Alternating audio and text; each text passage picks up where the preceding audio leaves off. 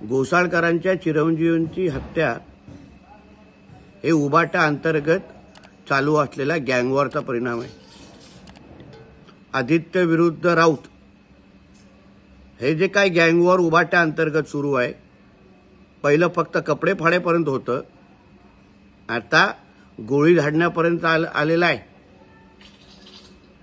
अभिषेक गोसाळकर हे आदित्याच्या गँगमधले आहेत आणि हा जो काय मॉरिस आहे त्याचे आणि राऊतांचे काय संबंध आहेत यासाठी जरा त्यांचे सीडीआर तपासले पाहिजे अशी मागणी करीत। ज्या पद्धतीने राऊत तेजसला प्रमोट करतायत त्यामुळे हे गँगवॉर अजून कठोर आणि टोकाचं होत चाललेलं आहे। म्हणून या निमित्त मी मागणी करीन, हा जो कोण मॉरिस आहे त्याचा उद्धव ठाकरे राऊत बरोबर काय संबंध आहे ह्याची चौकशी झाली पाहिजे, त्याचे सीडीआर तपासले पाहिजे। आदित्य आणि राऊतांची, संजय राऊतांची नार्को टेस्ट झाली पाहिजे अशी मी मागणी करीन।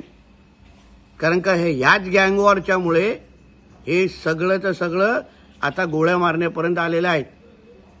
जो मॉरिस राहुल गांधीच्या मुंबईत येणाऱ्या न्याय यात्रेच्या तयारीला लागलेला, जो सगळीकडे उद्धव ठाकरेचे बॅनर लावायचा, तोच आदित्य ठाकरेच्या निकटवर्य असलेल्या गोसाळकराला गोळी घालतो। म्हणून दुसरं तिसरं कोण नाही, बाहेर बोट उचलण्या अगोदर, आमच्या उपमुख्यमंत्री गृहमंत्र्यांच्या नावाने खडी फोडण्या अगोदर, आमच्या सरकारवर टीका करण्या अगोदर तुमच्या उबाटा अंतर्गत चालू असलेल्या गँगवॉरला थांबवा, नाहीतर आज फक्त गोसाळकरपर्यंत थांबलंय, उद्या हा गँगवॉर मातोश्रीपर्यंत पोचेल, एवढं ह्या निमित्ताने सांगतो।